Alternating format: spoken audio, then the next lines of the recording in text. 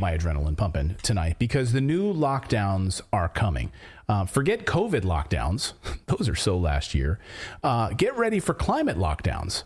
But, we'll probably have a mixture of both of them because they want you to stay healthy and get vaccinated, but they also don't want you to leave your house and they want you to give up your cars. So we've been warning you about these for months on this show. These unelected globalists are trying to put in a system in place for climate lockdowns in urban areas. Now, this is why they don't want you moving to the suburbs. It's convenient, isn't it? They really don't want you moving to the suburbs. And they don't want you to have a garden. You have to register your gardens.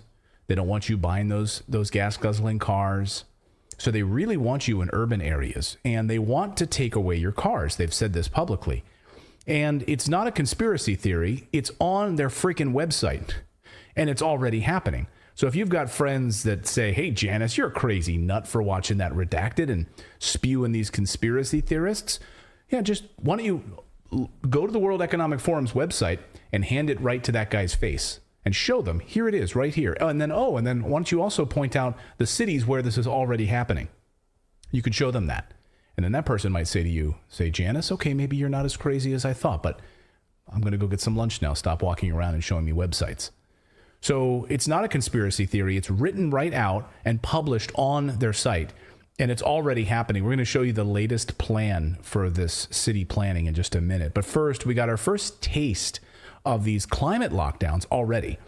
And one that stood out to me particularly was this summer. It didn't get a lot of attention. And it was in France. Now, I don't know how many of you remember this, but I do. And there was a lot of interesting pieces about this.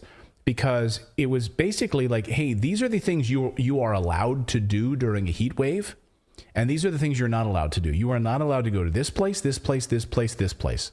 But you are allowed to go over here because we've somehow designated that you're allowed to go. Here's the BBC story from that summer. Europe heat wave, outdoor events banned in parts of France. And I'll just read through some of the pieces of it. Here's a quote. Concerts and large public gatherings have been called off in and around the Gridiron department in Bordeaux. On Thursday, parts of France hit 40 degrees Celsius earlier in the year than ever before, with temperatures expected to peak on Saturday. Scientists say periods of intense heat are becoming more frequent and longer lasting as a result of global warming. So as an example of the media lies, the article claims, quote, temperatures could hit 39 degrees Celsius in Paris, and droughts have also raised the risk of wildfires, forecasters said. And a woman, I love that they quote this woman here, Jacqueline Banaud. I'm 86 years old. I was born here, but I think this is the worst heat wave I've ever seen, she says Jacqueline. Wow, that's some journalism. They found an 86-year-old woman and asked her, have you ever seen anything like this before? That's some great journalism right there. 86-year-old Jacqueline says that this is the worst heat wave I've ever seen. So an old lady's opinion is included in this news piece. Well, Jacqueline, I know you're older and God bless you. Do you remember 19 years ago in 2003 in France? Were you living there then? Because it was way worse 19 years ago. The heat wave in 2003, in fact, was actually hotter than this summer's heat wave. Back in 2003, heat wave that killed 11,000 people in France. It rose to 40 degrees Celsius, 104 degrees Fahrenheit. Yeah, these things happen all sporadically. You're going to have a heat wave here, you're going to have a heat wave there, but there's a thing that we have now, thanks to fossil fuels. It's called air conditioning. And we're able to mitigate heat wave disasters.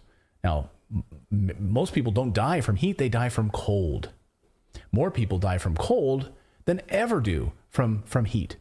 When it gets a little cold, you might think, well, it's pretty easy. I can flip on some heaters. There's a lot of people for whom don't have access to heat because we've taken it away from them. We've told them in third world countries now that, hey, you guys can't use coal. You guys can't use the very things that we used to industrialize. So we had our 100 years in Britain and the United States where it was fine for us to use coal to keep the lights on and to stay warm, but you're not allowed to. You have to skip right from using dung.